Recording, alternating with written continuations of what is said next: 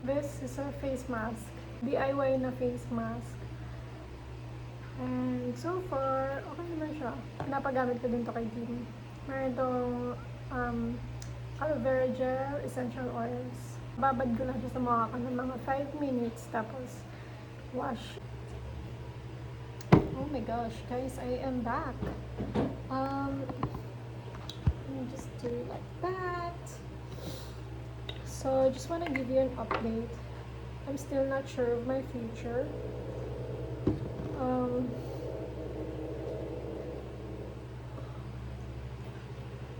I don't know. I'm scared.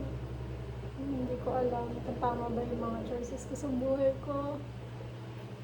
Kung anong gagawin ko. But, I guess, this is all meant to happen. Baka sakali, no, dyan, banda dyan swertehin sa buhay. So scary. Alam niyo ba, nitong week, nung bagyo ang na-experience ng Pilipinas.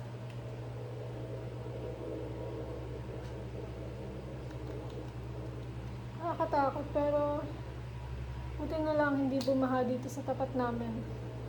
Sabi ni Kim, dun daw sa labasan, baha. Pero buti na lang dito hindi. I'm scared. Paano kapag nag-business? Paano kapag nagtitinda ka na? Paano ka mabubuhay?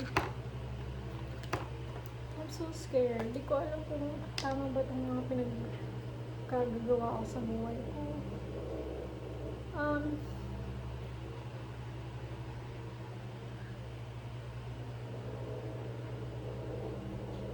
So far, ang posting videos ko ay steady. Di sobrang dami ng viewers. Shoutout nga pala sa mga bago kong subscribers. Nagme-makeup sana ako ngayon. Kaso lang, tinatamad na ako. Napapa-cellphone kasi ako. Baka bukas na lang ulit. Nagawa ka ng get ready with me videos kanina. Di ko alam kung nagana tong eye cream na to, pero so far, okay naman siya. Moisturize niya naman yung aking eyes. Sana may mangyari na sa buhay ko. Ano ba mangyayari sa buhay ko?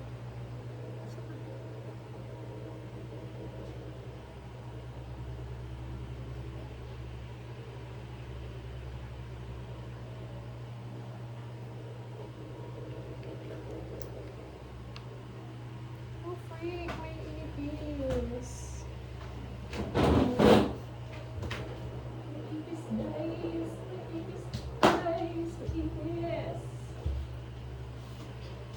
Ipis. Wait lang ha. Ipis eh. Kaya ano naman galing? Commercial break. So, ayun na nga. Feeling ko iba naman ang tatahakin kong daan papunta sa kaunlaran ngayong taon. Diba nga, sabi ko nga dun sa isa kong video, pinramis ko sa sarili ko na magiging consistent ako, magiging present ako sa social media. Pero hindi ko kasi may gusto akong gawin pero hindi ko alam kung paano. Tapos, ngayon, may opportunity na binigay para mag-start ng business. Wala akong alam mag-business. I mean, hindi ko alam kung paano, pero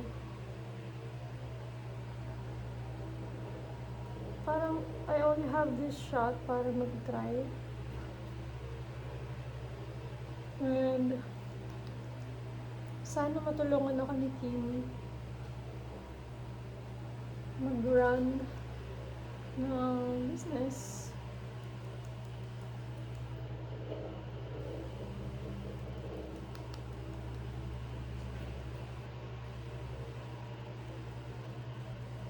Wala masyadong nangyayari sa buhay ko ngayon eh, kaya wala ako masyadong mag-vlog. Pero yun, yung sayang, hindi ako masyadong nakapag-vlog na umuwi yung pinsan ko kasi nabisi na din sa kakakwento. Tapos yun, ang bilis malobat ng cellphone ko. So, hindi na ako makapag-video ng madami kasi nga, ang daming ginagawa, magliligpit ka. Yun ang ayoko pag may bisita. Liligpit ka. Pero ang gusto ko naman sa nangyaring pag-uwi ay yung bisita yung nagluto. Pinatikim niya kami ng luto niya. Sarap. Pwede na siyang magtayo na ano. Sarap niya magluto. Ang magkikita ulit kami probably mga after 2 years daw. And by that time, I hope na nakapag-grow na ako ng profile, social media. Yun ang bini-wish ko. Ayun lang.